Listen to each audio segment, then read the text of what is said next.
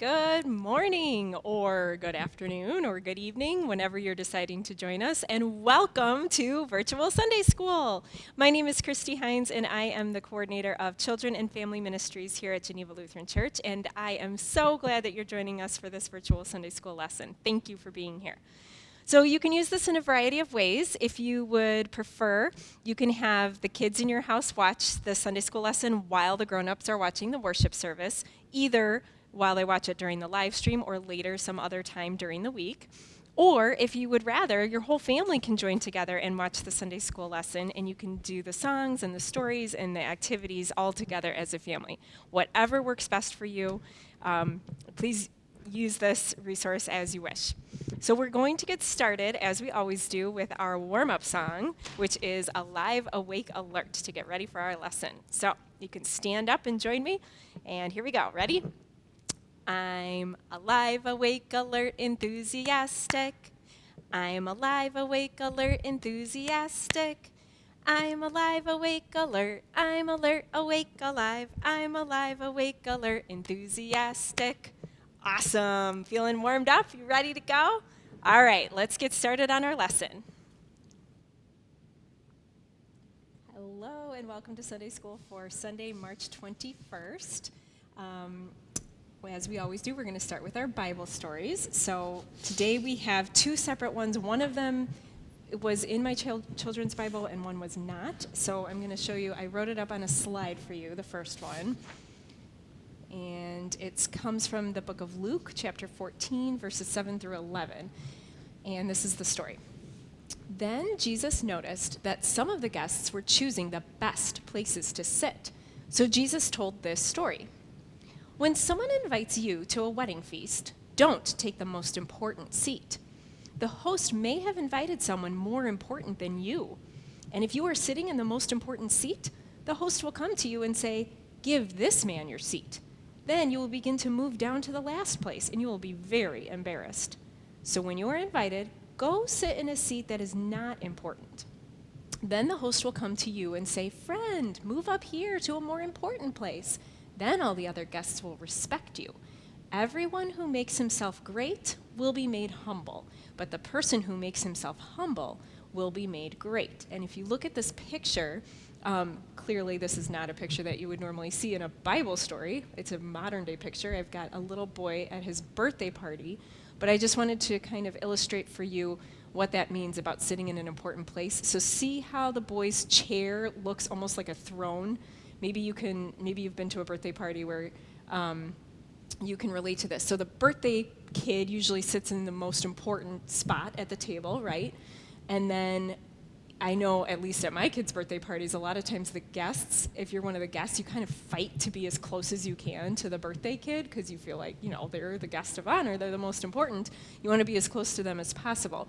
So I thought that would help illustrate the story of how Jesus is talking about going to a wedding banquet, but you may have never been to a wedding banquet before or know what that meant. So hopefully that helped you understand a little bit. So Jesus is saying if you go, don't assume that you get to be in the most important spot. The better thing to do is to sit in a spot that's not as important, and then you might get invited to be in a more important spot. So you don't want to assume that you're the most important. You want to be what's called humble. We'll talk a lot more about that today. And then in the book of Luke, this next story comes right after, and this one was in my Spark Story Bible, so I'll read this one from there. It's called The Wedding Banquet. Everyone is invited to be a part of God's party. Jesus told this story. The king's son was getting married, so the king planned a big wedding banquet. When everything was ready, he sent his servants to tell his friends to come have fun. But the people who were invited didn't want to come to the party after all. They said they were too busy. They all made excuses. The king became very angry, so he sent the servants to invite everyone they could find to come to the party. Soon the party was crowded with laughing and dancing people. Jesus explained that being part of God's family is like the wedding banquet. Everyone's invited to come to the party. And then it says, play some music and dance for joy like the people at the wedding party. And so in that story, we'll dive more into this too, but we know, right, that the message you always hear every week is that God loves everybody. Everybody's invited to God's party because he loves everyone. And a lot of times what happens in our lives is we get invitations from God, just like the people in the story got invitations to this wedding, but sometimes we tend to ignore those invitations or make excuses as to why we're not going to show up and do what God is inviting us to do and join in his work. But what we need to remember is that if we accept, all we need to do is accept God's invitation and we can be a part of the party. And so we'll talk more about that. But we'll start by singing a song, and the song is, I'm sorry, I forgot our I Wonder questions. Let's do our I Wonder questions from Pastor Siriana M. Stroman. Let's do that first. Okay, think about this to yourself. Think about the stories I just read and think, I wonder why the people didn't want to come to the wedding party. I wonder what the party ended up being like with all those other people. I wonder if heaven is like a wedding party. A lot of times this story, when people interpret it, they compare the wedding banquet to heaven. I wonder if I will be surprised by some of the people in heaven. I wonder if there are invitations we get every day from God. And finally, who are you in this story? What does the story mean for you today? So are you somebody who's accepting God's invitations, or are you making excuses of why you're not going to do what God is asking you to do? So now we're going to move into our song. And the song is a way of, it's a fun song, and it tells you different ways that you can accept God's invitation. What are some things that you can do to show God that you want to accept your invitation to his party? So the song is called Early Sunday Morning, and it's going to be sung to the tune of 10 Little Indians. Now, there are some motions that go with it, and I just did a picture on each slide so you can kind of see what the motions would be for that verse. You can just follow along with that. All right, here we go. So the tune, 10 Little Indians, goes.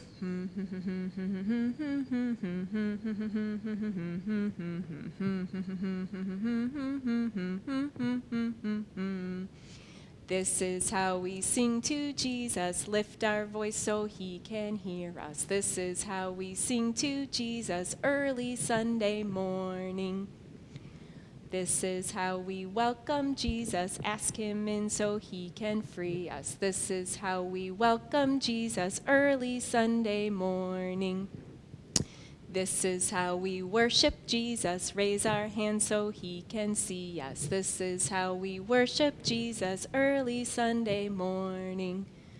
This is how we follow Jesus, take our cross and let him lead us. This is how we follow Jesus early Sunday morning. This is how we love our Jesus, help each other like he teaches. This is how we love our Jesus early Sunday morning. Now we're going to put it all together, so you have to do the motions really fast as we say each different part. Ready? Sing and worship our sweet Jesus, ask him in and follow Jesus. Love each other like he teaches early Sunday morning. You might have to practice that one a couple times to get all those emotions right. But those are just some examples of ways that you can accept God's invitation and show him that you're listening and you want to be included in all that he's providing for you. So we have a picture book today that goes along with our stories. The picture book is called I'm the Best by Lucy Cousins.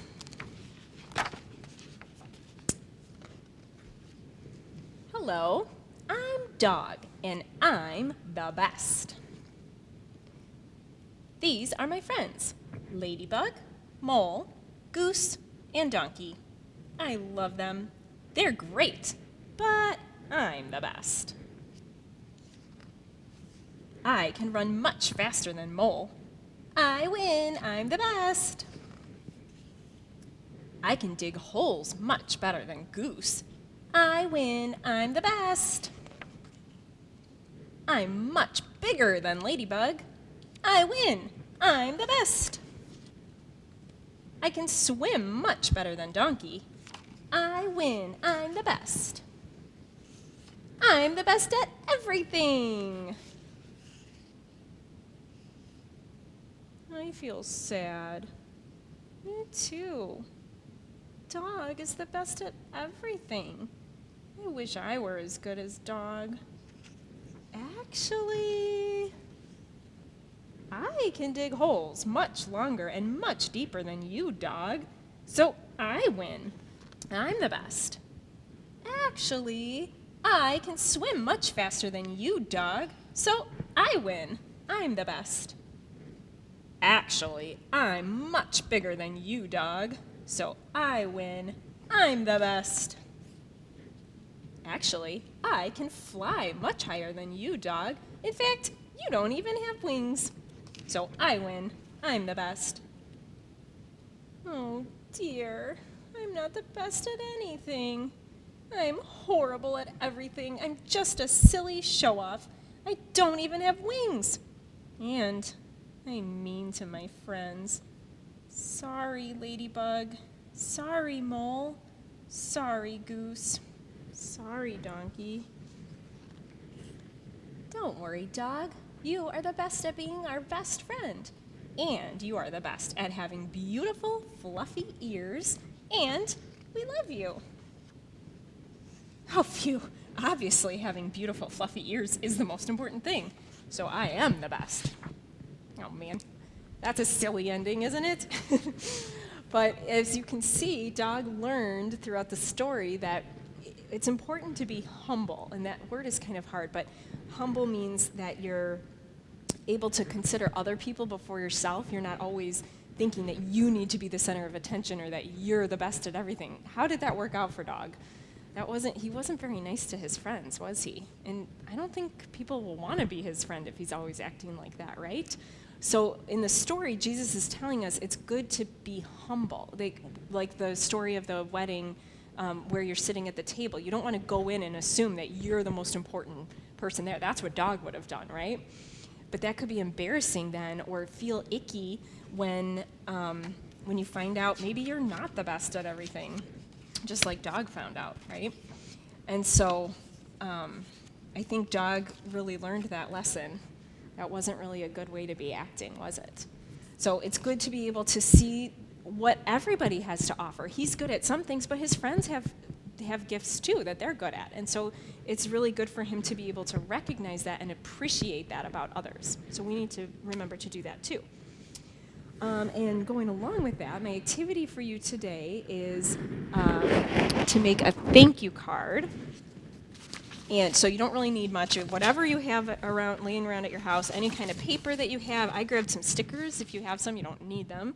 Other things to decorate, markers or whatever you want to be able to write in your card. But I was thinking for these thank you cards, today we're talking a lot about, now my Spark Story Bible didn't get into it too much, talking about the wedding banquet, but if you read the story in other Bibles, it tells that it was all these important people that turned down the invitation to come to the wedding banquet, and then if you remember, the king sent his servants out to invite other people to the party. This Bible doesn't say who he invited, but other versions of the story that you read will say that he went out and invited anybody he invited people who were sick, people who were poor, people who normally wouldn't have been invited to a king's banquet, got an invitation to this one. And so part of Jesus's reason for teaching this story is that he wants to explain that everybody is welcome at God's table. Everybody is included. And there are some people who sometimes might get overlooked, like they wouldn't have normally gotten an invitation to that wedding banquet because they're poor or sick or whatever. So when you make your thank you card, I was thinking you could think of some people who might not normally get thank you cards. And I have some ideas for people you could write a thank you card to. Maybe at your school, you could write a thank you card to the custodian. Maybe that's the person who cleans your school. Maybe they don't really get thanked very much, and they don't feel very important. So you can help make them feel important and feel appreciated. Or maybe a substitute teacher. They have a thankless job sometimes. Maybe you could write a thank you note and have it on hand for the next time you have a substitute teacher and surprise them at the end of the day and give them a thank you card. Or your bus driver. Sometimes they're overlooked. Or other places around your community. Maybe you could leave a thank you note for the person who collects your garbage. Or you'll see on the slide it says busser. I meant the busser at a restaurant. I know we haven't really been eating at restaurants very much lately, but sometime in the future, if you eat at a restaurant, you might want to leave a little thank you card on the table for the person who cleans off the table. That's called the busser. Or when you go to the grocery store next, you could give a little card to the bagger. Maybe a fast food server. Sometimes, waiters and waitresses in restaurants might get tips and thank yous in that form, but a fast food worker doesn't usually get that. So just try to think of, you probably have more great ideas too. Just try to think of some people in your world, in your life, that maybe don't get, maybe they don't feel as important, they don't have big, flashy, important jobs, that could use a little bit of encouragement. And you could just say, hey, I see you, I appreciate you, and what you're doing. So that's the activity for today. All right, we are going to close with a prayer, so get your hands ready and give me a big clap and say, let us pray. Dear God, help us always to pay attention to everyone else around us and the gifts they have. Help us to pay attention to the invitations you give us. May we rejoice in all you do, and may we be a part of the fun. Amen.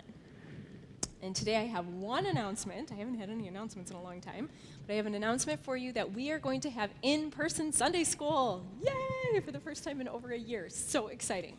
So mark your calendar, or tell your mom and dad to mark their calendars for Sunday, April 18th. It will be during the live stream worship service. Any kids who show up are invited to come down to the fellowship hall with me. We're just going to do all ages combined.